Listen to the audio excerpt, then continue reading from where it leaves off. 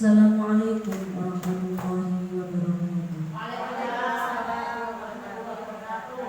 Untuk pemaparan selanjutnya merupakan pemaparan terkait peran pola pikir bertumbuh dalam pembelajaran mendalam yang akan disampaikan oleh Ibu Titik Khotimah SPDI. Kepada beliau kami silakan.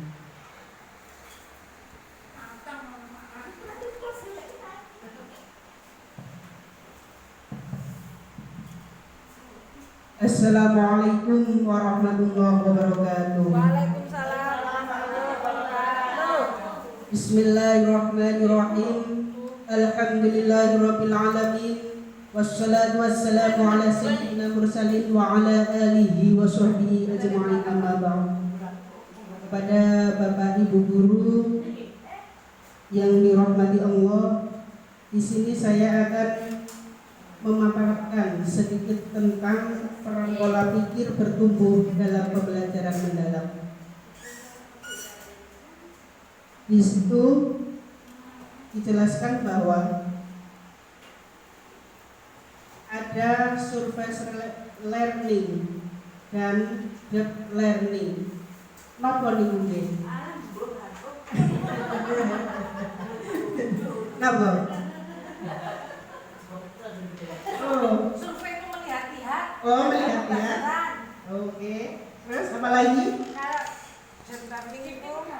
Tip itu dalam. Belajar. Semuanya benar. Yang artinya adalah pembelajaran mendalam.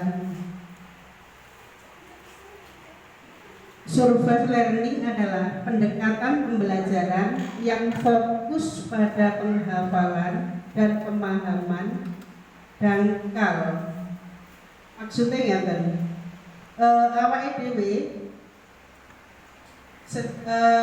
zaman dahulu itu materinya banyak tentang hafalan, menghafal, cara menghafal. Karena menghafal itu apa? Al-Hifdzu Miftahul Ulum. Oh, lebih pintar muridnya tiga ini. Karena pembelajaran itu akan selalu dibawa. Tapi contohnya kados ngeten iki, sampeyan hafal surat Al-Fatihah beserta maknanya. Bismillahirrahmanirrahim kelawan nyebut asma Allah. Niku metodenya hafalan. Tapi ketika di situ disebutkan pembelajaran yang mendalam, nah maka di situ mulai tersentuh neng atine sampean niku lho. Jadi bukan hanya di hafalan, tapi sampean juga bisa mempraktekkan dalam kehidupan, dalam pembelajaran. Selanjutnya adalah atau disebut juga dengan ini, sampean keluar dari zona nyaman. Jadi sampean niku pingin dadi wong sing lebih. Sampean niku pembelajaran niku banyak menciptakan inovasi. Pembelajaran yang mendalam ini sampean kok gak wedi berubah. Maksudnya ngeten, dalam artian sampean wis iso belajar matematika, tapi dalam praktek kehidupan sehari-hari sampean itu iso mempraktekkan ketika sampean mempraktekkan dengan jual beli. Jadi ilmu matematika sampean itu iso diterapkan dalam kehidupan sehari-hari. Sampean jadi bendahara rumah tangga. Duitnya 100 ini ambil iso cukup seminggu piye? Seperti itu.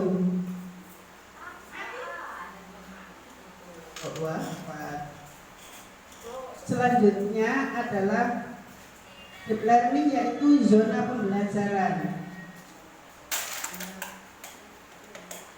Grow mindset atau menghilangkan rasa takut untuk berhadapan dengan hambatan, tantangan, dan kesulitan.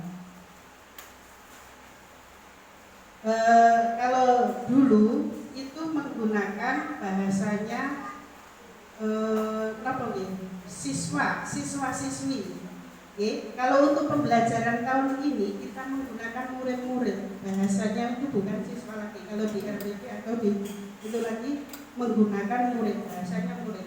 Kembali lagi. Iya, kembali lagi.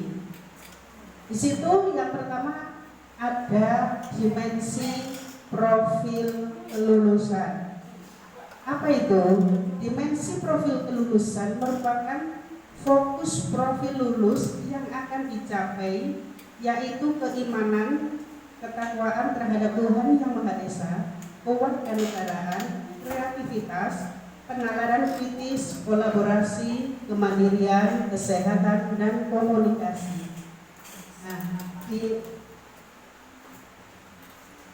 pembelajaran ini diharapkan itu mencakup semuanya, mulai dari keimanan, kewarganegaraan, kreativitas, penalaran kritis, serta kolaborasi. Di kolaborasi ini sudah disebutkan tadi bahwa kolaborasi satu mata pelajaran dengan mata pelajaran yang lain. Contohnya bahasa Indonesia, bahasa Jawa, sejarah itu bisa dijadikan satu dalam pembahasannya. Yang kedua adalah prinsip pembelajaran. Prinsip pembelajaran merupakan dasar karakteristik pembelajaran mendalam, yaitu berkesadaran, bermakna, menggembirakan.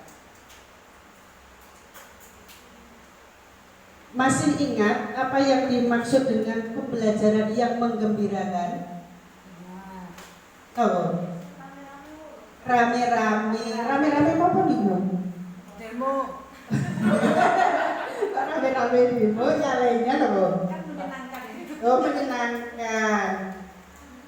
Yang dimaksud menggembirakan adalah proses pembelajaran yang menciptakan suasana positif, menyenangkan, memotivasi, di mana murid merasa dihargai. Kadang kalau kerja kelompok ada salah satu siswa yang kurang berkenan, sing biasa arek diceng yang tadi lagi digantekne kelompok kan koncone mesti mboten purun. Iya dong. Nah, bagaimana menimbulkan niku ampriye koncone niku ben gelem mengerjakan bersama. Ya nopo? Iya. Karena pembelajaran yang inovasi itu yang pertama itu gak nyewenang belas atau mana pelajaran fisika deh, ngitung, kimia, barang ngitung kan gak sewenang kalau itu. Tapi kalau semakin lama kita sering memaksa, lama-lama akan jadi terbiasa dengan materi-materi yang seperti itu.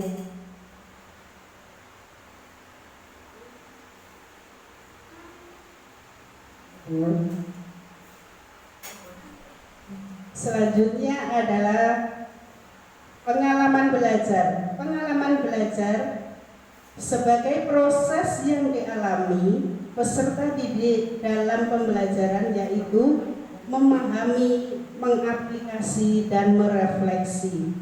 Ini yang banyak contohnya adalah di materi pembelajaran IPAS.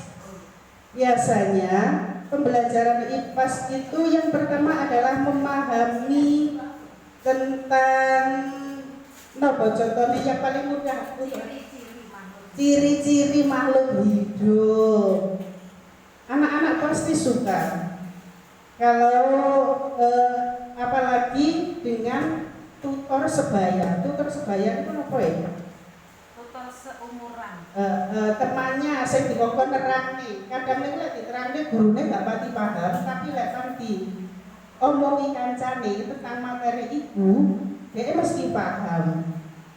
Karena persamaan bahasa seusianya biasanya seperti itu. Akhirnya dia bisa mengaplikasi. Jadi pelajaran itu diaplikasikan, dibuktikan. Selanjutnya adalah merefleksi. Jadi arek niku lek wis ero napa mawon ciri-ciri makhluk hidup, dia akan melihat makhluk hidup itu sebagai kadang melihatnya sebagai karakteristik. Kalau contohnya seperti kalau IPA itu biasanya anak-anak disuruh bagaimana cara merubah air keruh menjadi bening. Ada ya Bu ya materi tentang itu di IPA. Makanya anak-anak itu disuruh mempraktekkan. Kalau dia sudah paham, dia akan praktek dengan sendirinya. Secara tidak langsung dia akan mempraktekkannya di rumah. Bagaimana tahapan-tahapan cara membersihkan atau menjernihkan air yang keruh. Melalui tahapan-tahapan itu dia bisa mengaplikasikan ke kehidupan nyata. Selanjutnya adalah rangka pembelajaran.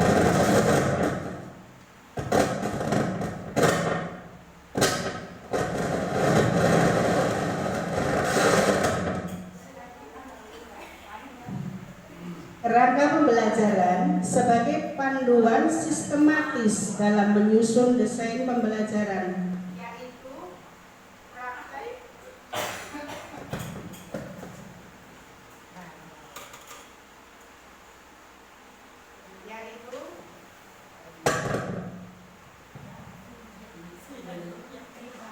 praktek pedagogis, kemitraan, pembelajaran lingkungan, dan pemanfaatan digital. Sekarang, apa yang nggak bisa diaplikasikan melalui aplikasi digital? Selanjutnya adalah kerangka pembelajaran. Kerangka pembelajaran, peran pola pikir bertumbuh.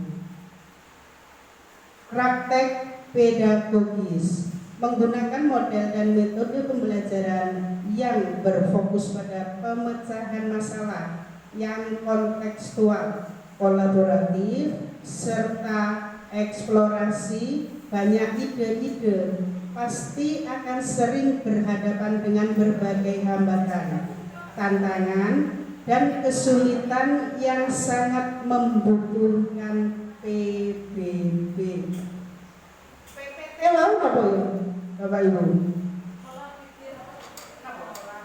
Pola pikir tetap. Kalau PPB, pola pikir bertumbuh. Ada yang bisa ngasih contoh PPT dan PPB? Ada yang bisa ngasih contoh? PPT itu lari dari masalah, kalau PBB itu penanganan masalah. Oh iya, bagus sekali. Kalau PPT lari dari masalah, kalau PBB menyelesaikan masalah. Mencari juga boleh. Oh, mencari masalah. Oh, wah, jangan deh. Berpikir kritis. Jadi sampean sing biasa cara gampangane sampean nang kandangan dhewe ora wani, terus sampean iku berusaha. Ampri wani nang kandangan dhewe piye? Mbok wani sepeda, mbok wani bis. Niku harus diusahakan. Niku PPT ke PPB. Contoh yang lain, lek sampean sing biasa gak wani nyebrang, iku ya kudu wani nyebrang. Apapun resikonya. Ya apa sampean kok tengah-tengah balik. Niku sampean wis berusaha. Berarti sampean sudah mulai berpikir positif atau berpikir PPB seperti itu. Selanjutnya adalah lingkungan pembelajaran. Pengembangan budaya belajar demi menciptakan iklim belajar yang kondusif serta bisa memotivasi murid untuk bereksplorasi dan berkolaborasi sangat membutuhkan PPB. karena murid membutuhkan keyakinan yang kuat untuk lewat eksplorasi dan kolaborasi mereka bisa tumbuh dan berkembang.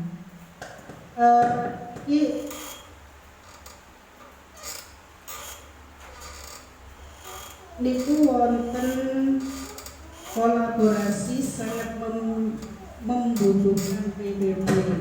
Kolaborasi niku pun gak mudah.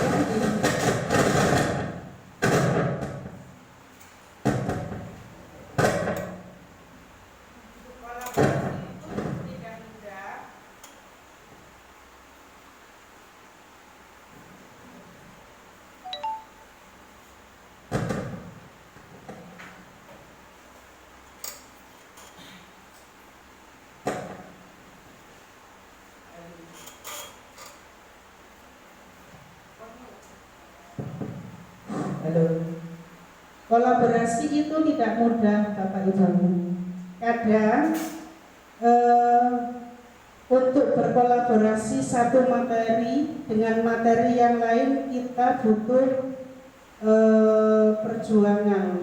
Perjuangan dalam artian kita nanya guru pun kalau gurunya waktu nggak mood, kita pun kadang nggak berani bertanya, padahal itu ada satu di TP atau CP yang sama dengan materi kita, seperti itu. Maka kalau kita berpikir yang PPB, berpikir maju, maka kita apapun resikonya tetap kita tanyakan.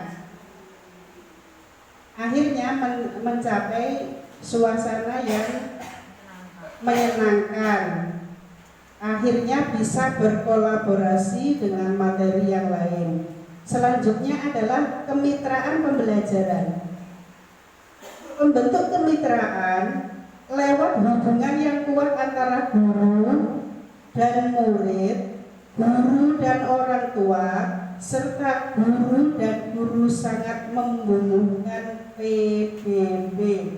Karena dibutuhkan adanya saling percaya dari setiap pihak yang terlibat. Contohnya seperti ini.